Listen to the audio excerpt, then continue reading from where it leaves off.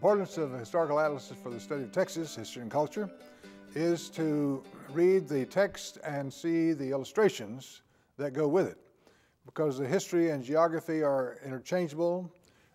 If you have an explanation of an event, and then if you can see graphic evidence of what we're talking about, then that makes it more interesting, at least for me, makes it more interesting, and it's more understandable as well. We have pictures then, illustrations of some of the renowned Texans who served in public life. We did include much more this time than the previous edition 20 years ago, when we had 64 essays. This time there's 86 entries, but the total of 100 essays, because we consolidated some of those essays into a single topic.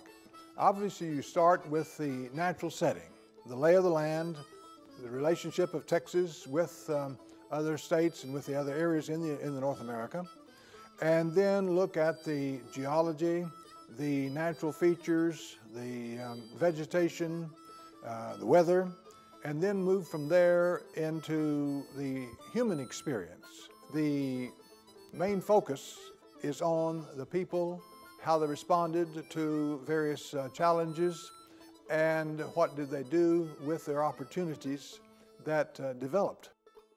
The diversity of the Texas population is such that immigration is the oldest and most persistent theme in American history, and Texas history as well.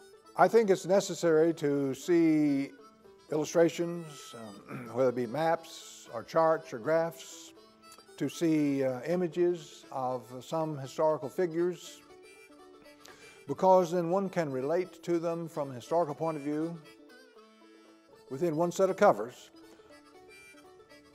All of these illustrations that go along with the text that explains Texas history from the beginning, from the natural setting, through the development of human involvement down to the present time with all the major topics.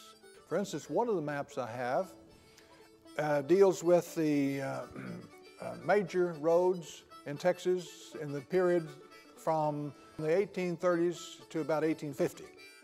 So we have these transportation routes then that developed, and all of those had a great hand in the economic development of the state in all these various regions. So main travel roads will get you there if you have an idea of where it's going, which by the time of the early to mid 19th century, they certainly did.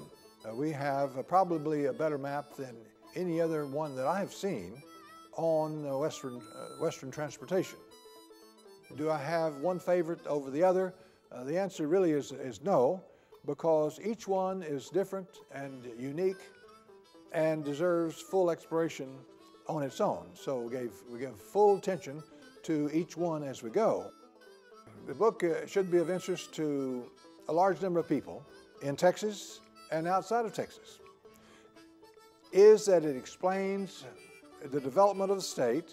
It is of interest for the general public overall, and for anyone else who might have a specialized interest, but certainly for the general public as they study Texas history, to learn in detail something about all these various topics, to see how they fit together into a jigsaw puzzle, so to speak, of the development of this region and how it affects all other regions associated with our history and culture. I think this is a major production for state history to have this historical atlas of Texas.